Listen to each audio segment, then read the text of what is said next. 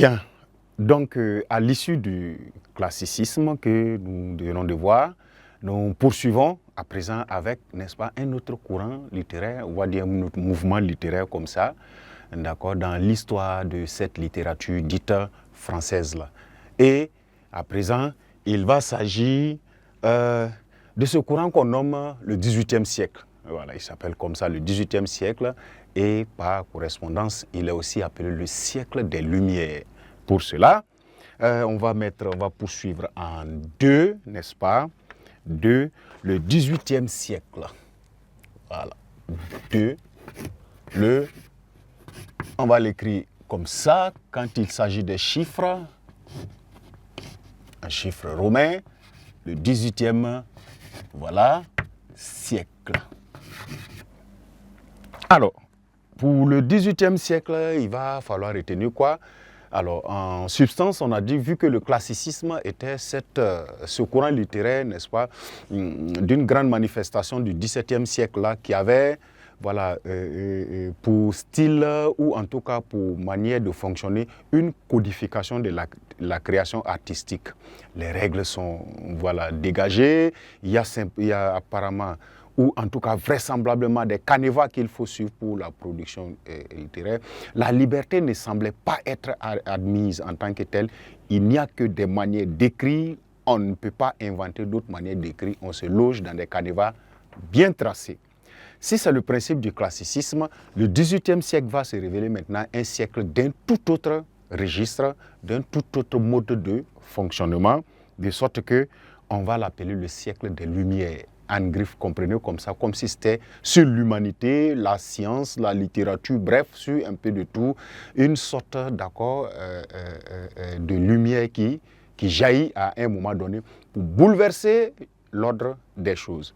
Et en ce sens, on va noter que le XVIIIe siècle est aussi appelé, on va le dire, hein, le XVIIIe siècle aussi appelé, voilà, le XVIIIe siècle là, voilà, est aussi appelé, ouais, le siècle des Lumières. Le siècle des Lumières. Voilà. L'appelé le siècle des Lumières et il se caractérise par un renouvellement, d'accord, des genres et des idées. Et est, d'accord, on va dire marqué par un renouvellement,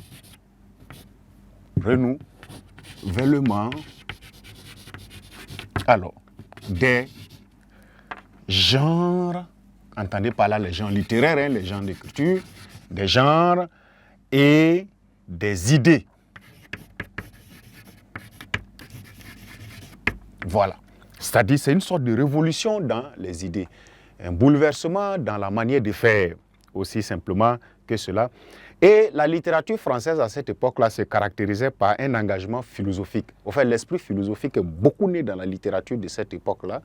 Et vous allez voir que la plupart des auteurs que nous allons voir, quand vous retrouvez leurs productions écrites sur le marché même, vous allez vous rendre compte que ce sont des œuvres à connotation philosophique. C'est un roman écrit, mais avec beaucoup de peintures un peu philosophiques à l'intérieur.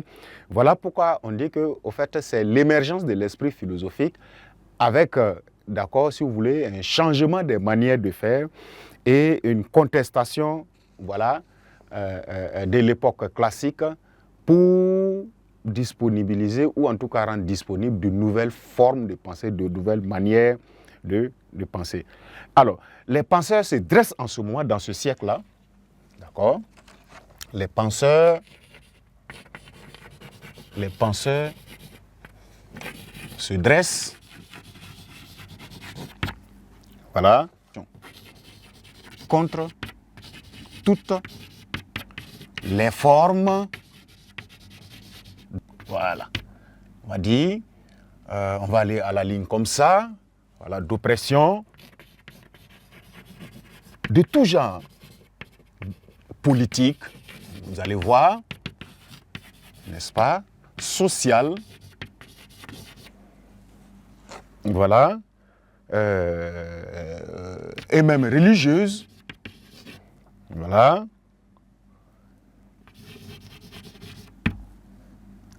idéologique,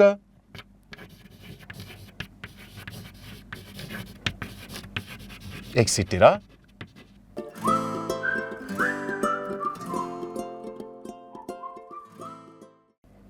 Voilà comment se caractérise la mission de l'écrivain de cette époque. Et attention, ils étaient en ce moment appelés même les penseurs philosophes, d'accord? Ou en tout cas, le mouvement de la pensée philosophique. L'écrit, il ne s'agissait pas d'avoir une vision d'écriture, mais avec une certaine lumière de la raison à l'intérieur de cette vision. L'écrit ne se limitait pas, bon, ça faisait partie, mais ça ne se limitait pas que à l'inspiration littéraire, la touche de la réflexion philosophique, le raisonnement philosophique dans la production littéraire en ce moment caractérisait un chef-d'œuvre, une œuvre de talent, une œuvre inédite. D'accord? Et cet engagement philosophique-là, son objectif, c'était de faire quoi? Au fait, c'était de faire une exploration de nouvelles formes de pensée, de nouvelles formes de production, de nouvelles formes d'expressivité. Et ça va, si vous allez vous rappeler le classicisme, ça va occasionner en ce moment un rejet des contraintes qui étaient liées à la manière de produire. Si culturellement, on a admis que dans notre société, pour écrire, pour être dans la production littéraire, il faut faire ainsi, le XVIIIe siècle va venir mettre en doute, n'est-ce pas, un peu, et cela. Et c'est cette révolution intense-là, d'accord, qui va déclencher des mouvements, des contestations politiques, des changements au plan politique, etc. Et ça va toucher même les superpuissances en ce moment de l'Église. Voilà, parce qu'en ce moment, on va plus se confier au hasard, aux superstitions, on va convoquer la raison, l'intelligence humaine dans l'appréciation de tous les phénomènes modernes. Mais il va être intéressant de remarquer qu'au fait, au-delà de tout ça, le XVIIIe siècle a été ce siècle-là qui est resté avec ces caractéristiques qu'on a pris pour un courant comme ça. Il n'a pas pu faire naître de courants, comme d'autres siècles au sein desquels vous avez différents courants. Quand nous allons prendre le 19e siècle, par exemple, il a des courants sous-jacents. Le romantisme, le Parnasse, etc., jusqu'à tendre vers le 20e siècle. Mais pour le 18e siècle, le siècle est resté ainsi dans sa période et a constitué, d'accord, lui-même, d'accord, l'appellation en même temps de son courant, avec la prédominance de l'émergence de l'intelligence scientifique, l'intelligence philosophique, les lumières en gros. Voilà pourquoi on l'a appelé simplement, comme on l'a noté, n'est-ce pas, le siècle des Lumières. Pour ces caractéristiques, le XVIIIe siècle, comment est-ce que le fonctionnement des choses était qui vous permettent, n'est-ce pas, de voir? Est-ce que nous allons plus ou moins codifier ici dans les caractéristiques